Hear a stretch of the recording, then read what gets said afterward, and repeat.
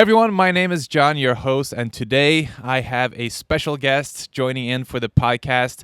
This is my brother, Leo Venus, and he came all the way from Ireland, Dublin, where he's finishing up his medical degree. And now he's coming to Spain for a couple of weeks, or I don't know how long you're staying for, but a while. And we thought, why not pick up the microphones and do some amazing podcasts for you? So this is going to be the first of several podcasts that we do together because we want to take advantage that Leo's here with his medical experience, his experience in med school, and all the knowledge that he has in terms of nutrition and healthy living. So I'm going to take advantage that you're here, man. So thank you so much for joining us today. Well, thank you so much for having me. I always love being taken advantage of. That sounded really messed up, man. Yeah, especially when it's your brother. No, but it's always a privilege to be here, and we always have good talks, so might as well record them. Exactly. So anyway, you are now a couple months away from graduating med school, right, in Dublin? That's right. Royal College of Surgeons in Ireland. Okay. RCSI. Sounds super fancy. I believe it's like ranked number 1 in the whole world for medicine. Absolutely. Yeah. Ranked number 1 in Ireland, we can say that. Yeah, exactly, which is a big deal. Anyways, so we thought we'd tackle the issue that I, really see a lot, popping up in conversations when it comes to health and fitness and, lifestyle. It's always something wrong about the way that the system is working right now in terms of doctors giving advice to patients and the public putting their trust into the doctor's hands without questioning anything, without doing their own research. And a lot of times, as we know, as we've done our own research into nutrition, it's very evident, from my point of view, not being in med school or anything like that, that it is nutrition is a field that is very lacking in the medical space. And since you're in med school, I thought, why not tackle this topic, see what the hell is going on in med school? Why are doctors not informed about nutrition? Why are doctors not trying to push healthy lifestyle and preventative medicine rather than just prescribing pills? What's going on there? Yeah, so that's a great question, and it's something that I talk about very often because it's such a glaring issue that is staring everyone down the face. And in terms of nutrition, even a couple of weeks ago, I was in a cardiology rotation with this top cardiologist, one of the biggest cardiologists in Ireland, and we were seeing this lady who was severely overweight. She was very morbidly obese. And the first thing the doctor goes is, listen, you have to lose weight. You have to cut out all your carbs. We have to cut out potatoes. We have to cut out your turnips. No more pasta. Oh my God. And I was just sitting there looking at him and thinking, oh my God, what is he saying? So I pulled him away, and he said, yeah, this is the Weight Watcher. You pulled him away in the session? No, not during. Obviously, like that's suicide as a student to take the top doctor and be like, listen to me, So that I waited for him to finish with that patient, and then I asked him, where are you getting this information from? And he was like, yeah, this is the Weight Watchers diet. Weight Watchers. This is the kind of information that doctors have on nutrition. It's coming from the Weight Watchers. Mm-hmm. Cut out carbs, all this stuff. There's no evidence base behind it. And when you're saying that the public are actually trusting doctors for their nutritional advice, I can't fault them for that because doctors are seen as the health experts in society. So if you are seen as the health expert, it only makes sense that you will know a lot about nutrition. As nutrition is such an important factor for your health, it makes sense you then assume that as doctors being the health experts of society, we need to know a lot about nutrition. But simply the fact of it is, today in medical school, we are not taught that. Mm-hmm. And, a lot of people think, maybe old doctors didn't get taught this. But nowadays, people are taught, well, as a present-day medical student, I can tell you that at least in my college, I can't speak for all colleges in the world, but the other medical students I've talked to have very similar experiences. And that is that nutrition is barely even mentioned, and what it is mentioned on is very, very basics, what kind of calories per gram for every macronutrient. And then we're taught the food pyramid from 1992, just before I was born. It's a very outdated stuff. So it's very, very basics, and that's why I say, to have that idea that doctors are reputable experts in nutrition is something that is completely unfounded. And if that is your belief, take it out of your head and throw it away, because it's just untrue. Yeah, so basically what you're saying is that no matter where a doctor is, training in terms of which college or university he goes through, that most likely, most of the time, probably over 90% of them are not taught nutrition at all. Absolutely, yeah. Obviously, there are always exceptions to the rule. There might be some, program that has a joint interest in nutrition and actually puts that in the curriculum. But for, I would say, probably 99% of Oh, wow. student doctors, it's very, very, very limited. Yeah. Yeah, because I've asked a lot of other doctors, and a lot of them say the exact same thing. They've never been taught anything about nutrition at all, nothing about lifestyle, apart from the very basics that don't really, help much at all. Like one simple day of Google searching will get you further than studying medicine in terms of nutrition information and knowledge. So it's kind of sad, and I just don't understand why people don't understand this. I mean, I think nowadays, most people roaming this planet know that nutrition and lifestyle is important for health, right? Yeah. Wouldn't you say so? I mean, at least something in the lifestyle. Yeah, a lot of people. I actually did a survey in the hospital where I did make a questionnaire, and I asked some people whether or not they think exercise or diet is most important. And actually, over half of the people I asked thought exercise was more important than diet. Oh wow, okay. So there's something in the lifestyle that's important, but most people do seem to think that food is less importance than for example, exercise. Right. But it's true. We don't get taught. Like we were even talking about this yesterday, that I feel like I knew more about nutrition almost before I started med school. Yeah, exactly. During the 4 years that I've been in medical school, I almost feel like my nutritional knowledge has decreased, which is crazy.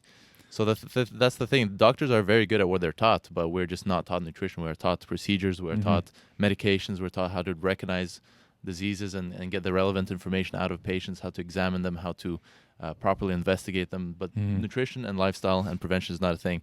And that's extremely frustrating for me in the 4 years that I've been in medical school, coming across all of these diseases that are completely lifestyle related, the chronic diseases that are actually the biggest burden of disease in the world today. Like which ones, for example? Like type 2 diabetes, hypertension, cardiovascular disease, a lot of different types of cancers, all of these diseases that are mostly lifestyle related. And a lot of the times we will say, we are taught, okay, the number one treatment for this is lifestyle modification. And that's it. That's all we're taught is lifestyle modification. And then you're thinking, okay, what the hell is lifestyle modification? So the doctors are not encouraged to expand on what that means, like the lifestyle modifications. No, exactly. And that's why you'll get different advice from every single doctor you see. Right. Because there is no consensus on how to approach that you are taught as a doctor. No, exactly. And probably not even encouraged to go that route anyway, right? No, because absolutely, yeah. Medications and prescriptions always come first nowadays, unfortunately. Of course, we can go into all kinds of conspiracies and theories about why and how the pharmaceutical industry is impacting the whole field, and even med schools and that kind of stuff. But putting that aside, I think it's important just to realize, like, this is not a this is the norm. Doctors do not know enough about nutrition unless they go out of their own way to actually study nutrition in their own time. And doctors don't really have that much time. Like, to be honest, like, they're seeing patients all day. They probably have families to go home to after they're done working. They have dinners to go to. I don't know. Like, I don't think the way things are set up right now, it's just not realistic that your doctor has the time or energy or will to go out of his own way to study this new information that is coming out, this new science. No, it's exactly as you say. Doctor, that's, medicine is a profession where it's well known to have a very limited time constraint on it, and people are working very long hours. And, when they get out from work, they're not going to start doing their own research on lifestyle. So if it's not taught in medical school and if it's not taught in their professional training, most likely the doctor is not going to have that knowledge.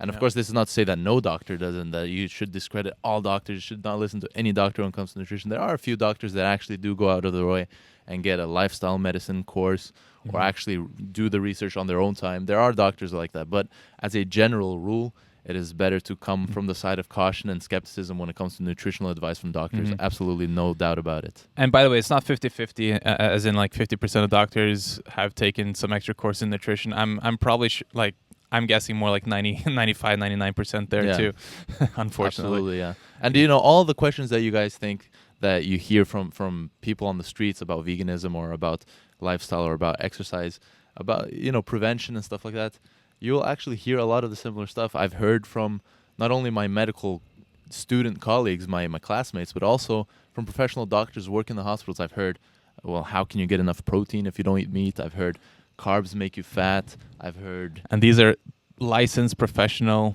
yes, medical doctors. some of the times it's the most professors. reputable, professor or like the highest up in the chain of doctors in the hierarchy. And they're asking about protein. Yeah, exactly. So it really does show it to you. It's not only the people in general. That's why I say doctors will not always be completely discredited. Like I'm not trying to say that they know nothing about nutrition ever, but you have no reason to believe that a doctor knows more than your average person, than your average Joe on the street. No offense if everyone's named Joan here or Joe, but there's no reason to believe that a doctor knows more about nutrition than a regular person on the street, unless, like John said, they've done their own research, they've taken their own time to learn outside of medical school or outside of the professional training. There's no reason to believe that.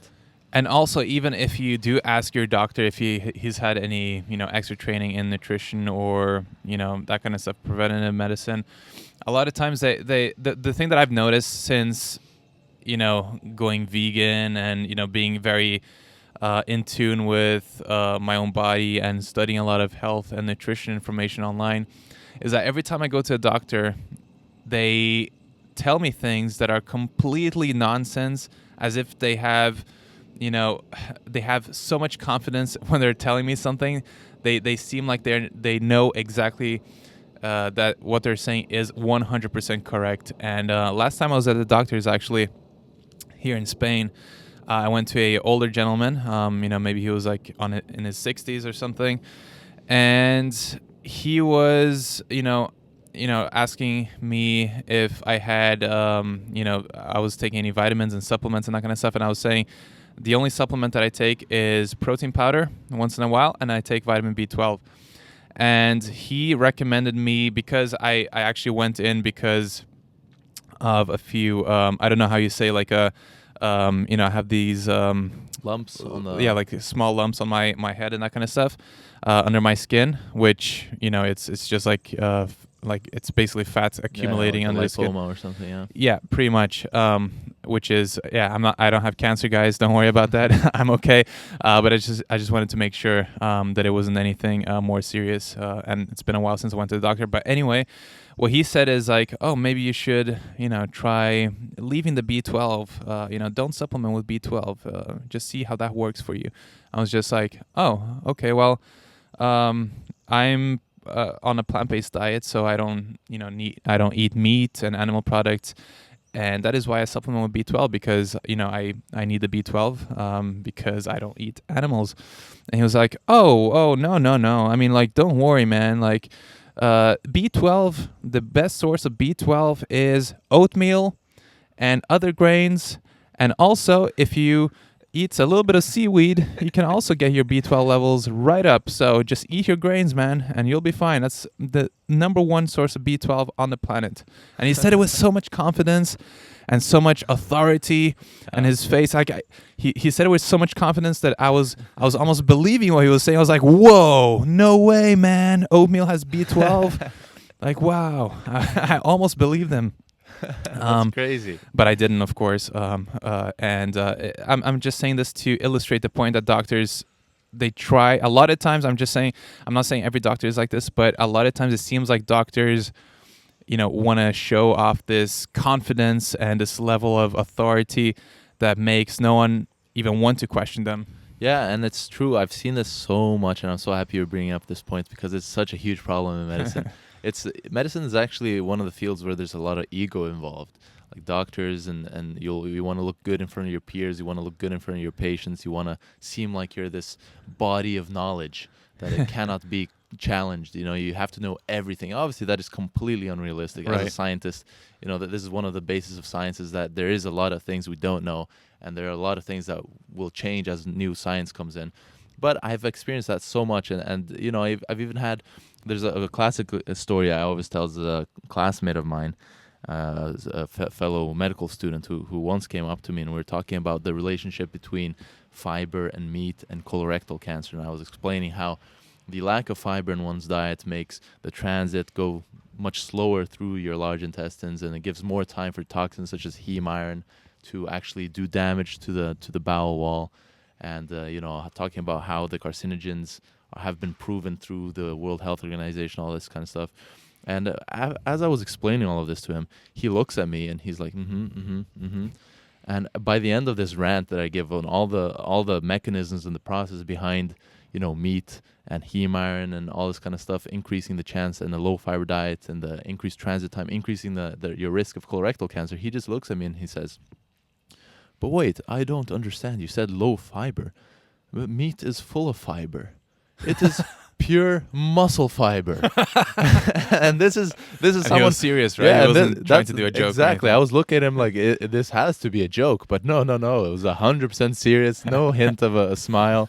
Oh, no. It's just it goes to show you this is someone who's going to be a doctor very soon, and is a typical type of person who just exudes confidence and exudes authority, even though they have absolutely no idea what they're talking about. And of course, when you go to your doctor and you already assume that they know a lot, and then they come and they tell you something with this much confidence, it's extremely easy for people just to take their word and not do their own research. And this is really, really harmful. And that's why and the other part I think that's really contributing to this is actually medical schools, because in a lot of our practical exams, we are taught, even if you don't know what you're talking about, just exude confidence. If you're actually taught that. Yeah, they are. They tell us if you want to pass your practical exams and if you want to get a good grade, then just exude confidence. Walk in as if you know everything. Walk in as if you're, a top doctor, and just say everything as if you're sure. They even tell you, don't say "I think." Say "I know."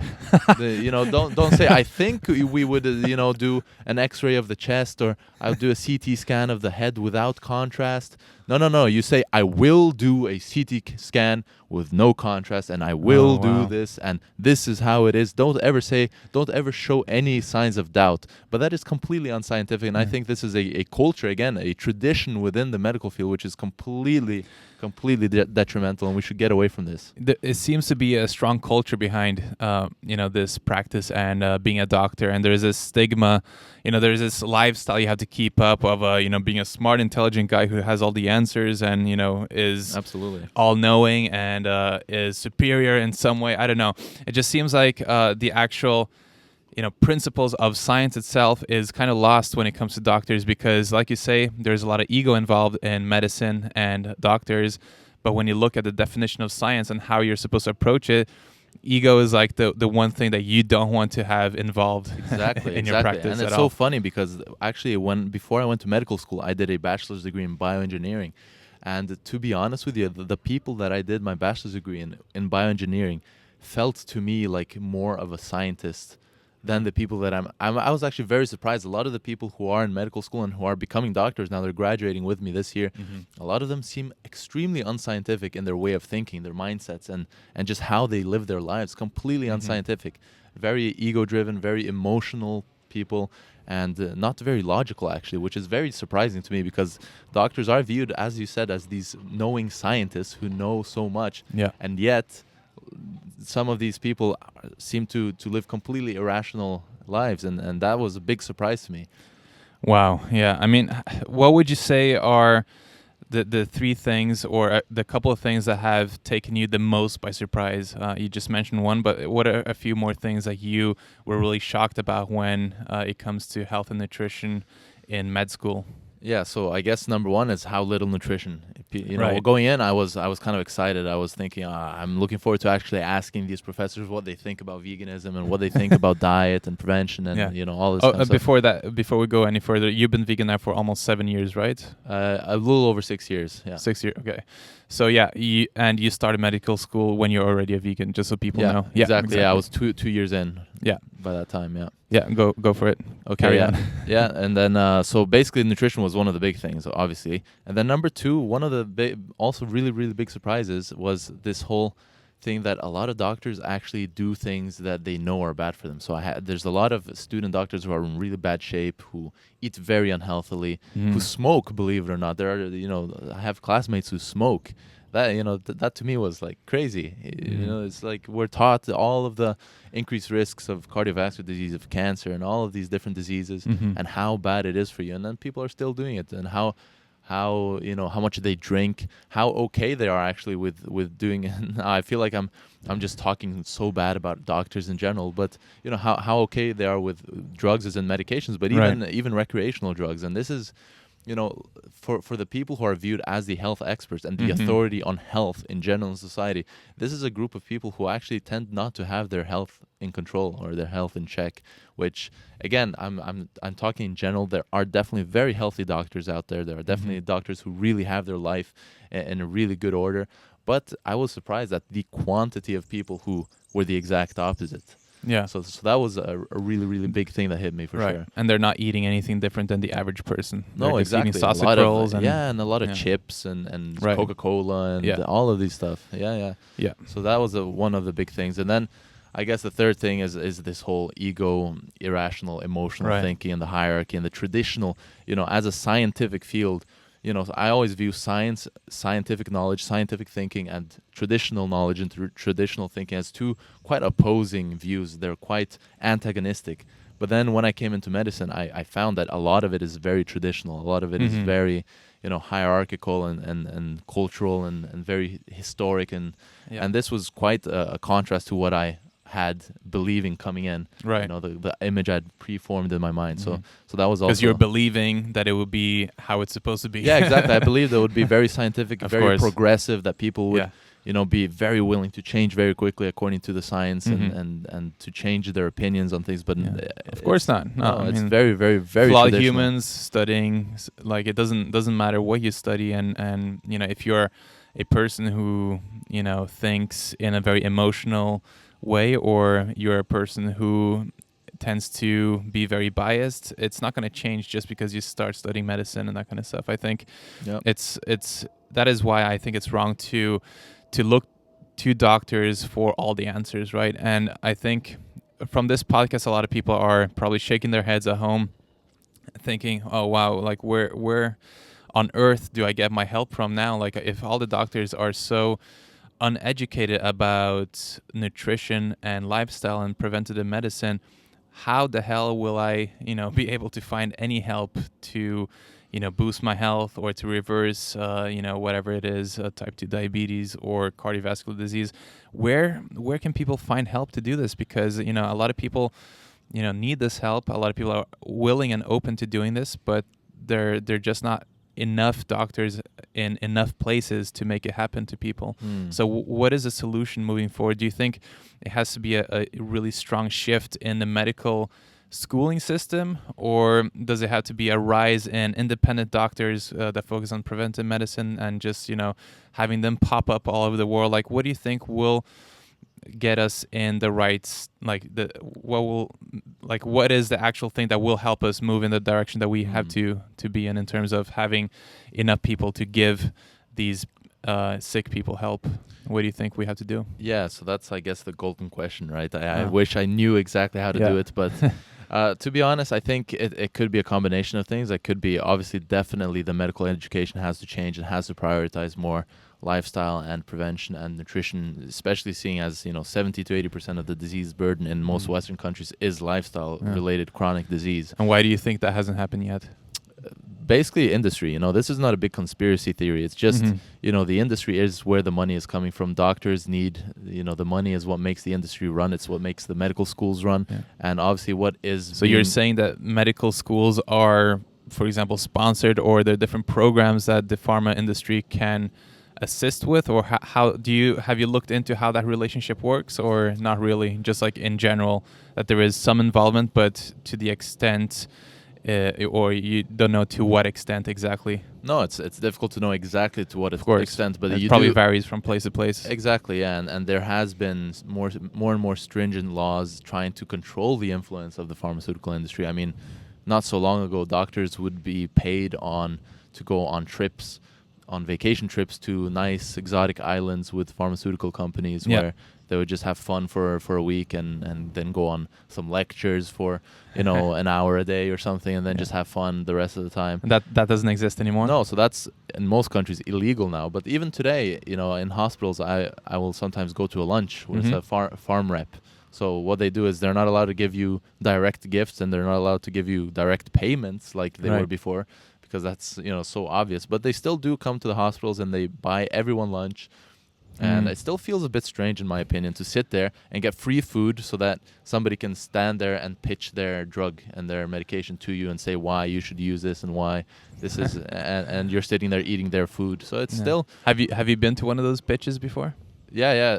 Oh, yeah. Pitches. Yeah, I thought you said something else for a second there. Yeah, Pitches. I've been to quite a few actually. It happens on a regular basis. It's very, very common. So I've been to a lot of those, and it's just I always have a little bit of a strange feeling in my stomach, where it just something's off, something's a bit awkward. But it's how things work, and again, it's the traditional way. Instead of trying to find a better way and changing the system, is just gone progressively more strict, so that they can't give you these overly ridiculous gifts and payments. But it's still a bit weird in that way. They're always going to find a way to influence the industry. I mean, it's they're always one step ahead of the law. So no matter how difficult we make it for them to influence doctors, they're still going to find a way that is currently legal and currently okay until the law steps in and changes and puts new regulation in. But it's always going to be like like a cat and mouse kind of relationship. Like one entity is trying to chase them, or like I don't even know how that works. But if the government is trying to shut them down or whatever, they're always going to find a way to keep spreading their message and keep pushing these drugs into people's lives, and recommend doctors to push them even harder and in more quantities and more to more patients. So yeah, I mean, I really don't know enough about this topic to speak on it a lot, but it does seem that the industry is one of the biggest problems, 100%. And this is not just for medicine. This is for pretty much everything in the world. I mean, we live in a capitalistic society, and the way that things work are a lot worse than I personally imagined growing up. Like I thought, the grown-ups and everyone had everything figured out, and we lived in a great place without corruption. But man, there is a lot of horrible mindsets and people in power who just don't have your best interest in heart. And that's the thing. Even if doctors, I'm not saying that all doctors are these cynical people who are trying to mess up your health to get more money from the industry, but it just is the reality. The industry is what makes it run. It's the surgeries and the drugs, the pharmaceutical treatments that actually make money. And once that is the money maker, that is where the research is going. And a lot of people don't realize most medical schools are ranked and get a lot of their income based on the research that they do. The research, again, is coming from industry. Right. So where you're because the industry is funding the schools to do the research, right? So the money, if you look where the money is coming from, it's all going through the industry. There's not a lot of research money coming from the broccoli industry or the kale industry or the sweet potato industry and stuff like that. So the medical schools are unfortunately getting most of their research funds from big companies, and hospitals are getting a lot of the whole work relationship is going between the industry and hospitals, the industry and medical schools. It's a political issue, I think, more than anything. It's very difficult to control all the aspects. And I don't know how it works exactly, but when you think about the pharma industry sponsoring universities to do these studies, it just seems like a very cheap way to get these studies done, right? Like you don't need to hire professional researchers and all these people that you have to pay high wages to. Instead, you can go to the schools and get it done a lot cheaper. And I'm not saying that this is how it works, but that's how I see it in my mind. And of course, since the pharma industry is the one who is sponsoring the research will probably not be against their own interests, right? It's probably a lot of the research is probably on different drugs and testing for different things. But I don't think the pharma industry would sponsor a lot of colleges and universities to do a lot of studies on preventative medicine, lifestyle, nutrition, and that kind of stuff, unless, of course, it's in their best interest. Yeah, exactly. And you hit on a really good point here. So first off, I just want to talk about what you just mentioned about the research not showing. So obviously, some research that pharmaceutical industries do will show negative effects, and sometimes they will even admit to it and they will show it in the paper. But we were even taught this in medical school, that when you look at independently funded studies and industry-funded studies, there is a huge difference in the probability that that study will report any negative effects about the medication or the drug or the therapy or the surgery that they are testing or they're experimenting with in that study. Mhm. So this has statistically been proven. We've been checking industry-funded studies versus non-industry and independent Wow. studies, and there's a huge difference. So obviously, How huge? so we're talking, from a small percentage of industry funded studies actually reporting negative effects. Right. Okay. So most would Yeah. ignore it or try to change the results, course. try to change the conclusion Yeah. somehow. When in reality, the probability of something going wrong is a lot higher, right? Yes, and not only just trying to hide the bad things or trying to portray it much better, but also the effects of therapies and drugs seem to be more exaggerated. So it seems to be a wonder drug. It's the benefits are often very exaggerated in industry funded studies, and then Right. when more independent studies are done, it's like, oh, is it better than the Right. last therapy? Is it better than what we used to use? It doesn't seem like there's a big difference. Right. So a lot of But therapies, of course, they need new drugs and new products to sell to the market, right? exactly, and Yeah. it's business in the end of the day for Yeah. these companies. So it's just sad that the business and the marketing is going at the expense of people's health and people's well-being. And it's, a lot of people don't understand this. A lot of drugs are actually extreme, especially for chronic diseases, which, like I mentioned, is the number one burden of disease in the world today. Mhm. A lot of these drugs and medications have extremely small efficient, actually effect on the patient. So, for Right. example, statins, right? Statins is basically the drug that tries to lower your cholesterol and heart disease, to lower your risk of heart attacks. And a lot of people say, well, I'm on a statin now, so I'm protected from heart disease. Right. But actually, in reality, when you go into the studies and you see the effect that these statins have on people's health, you're looking at maybe reducing your risk by a few percent. Right, because statins would only take care of one of the symptoms, which is high cholesterol. Right? Like, it's supposed to lower your cholesterol, but Yeah. it's everything else is not taken care of, obviously, because your lifestyle is still continuing the exact same way. Exactly, and then it's also a question of how much you can lower your cholesterol, right? Right. Because lowering your cholesterol from extremely high to very high might not be enough, right? You want to lower it to the point where this is no longer a problem. But Mhm. again, when these studies, the statistics can be manipulated in a way to make it look really good. So you have some studies that will say, oh, this new drug decreases your chance by 30%. And Right. you're like, wow, 30%. But then you look at the actual statistics, the absolute risk, and you're thinking, okay, my risk used to be 1% per year, and now it's 0.7 or 0.8% per year or something like that. So it's actually a very small decrease in Yeah, risk.